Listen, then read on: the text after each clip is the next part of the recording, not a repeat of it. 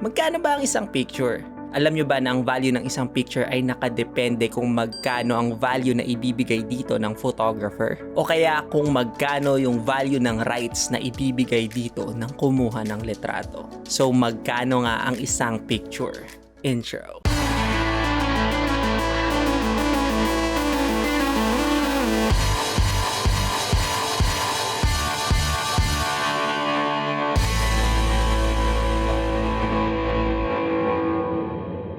What is up guys? Hate here and welcome to another video. Alam nyo ba na ang pinakamahal na picture ever sold ay yung picture ni Peter Lik na pinamagatang Phantom? It was sold in 2014 for 6.5 million US dollars lang naman. Ano-ano ba ang mga dahilan kung bakit nagmamahal ang isang picture? O diba? Buti pa yung picture, nagmamahal.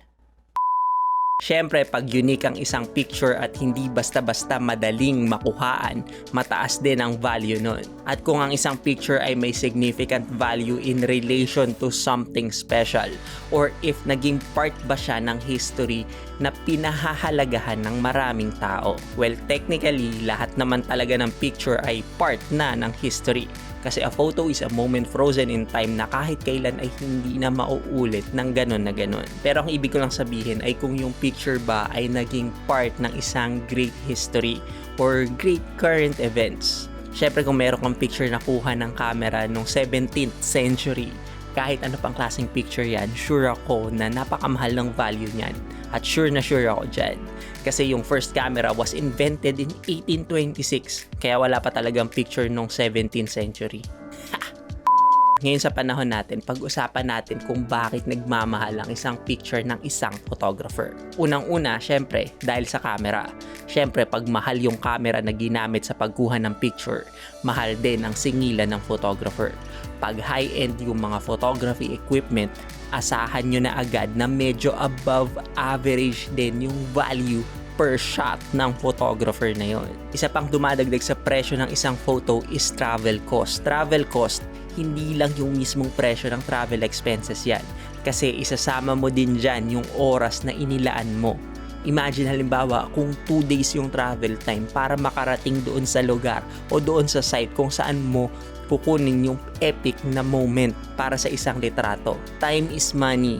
And time is one of the most valuable resources that we consume that is very much limited. The time you give to something is also equivalent to the portion of life you give for capturing the moment in a photograph. Before you can achieve the capability to capture photos or good photos, syempre, you invested on gaining photography skills. Skills that requires you to seek knowledge and understanding of the art of photography, and gaining skills and experiences takes time.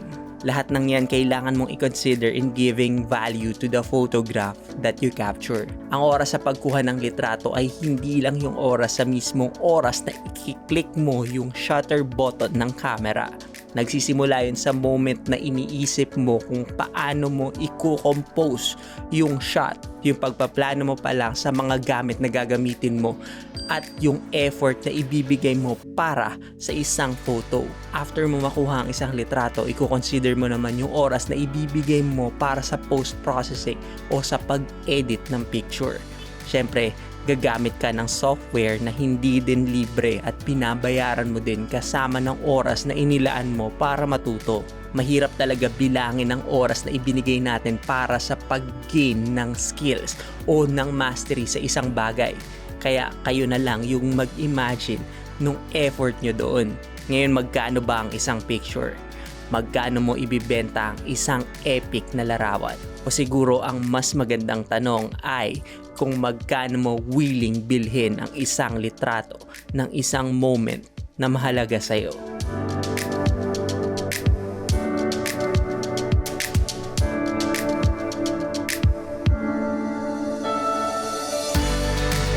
So I guess that's it for this video, guys. Thank you for watching Hate Photography TV at naway may natutunan kayo or at least I got you entertained. If you like this video, please give it a thumbs up and don't forget to hit that bell and subscribe button to see more of my videos about photography and things that can be related to photography. And if you have questions, suggestions, or you have anything in mind, please let me know in the comment. Once again, my name is Hate. And I will see you in the next video. Mabuhay!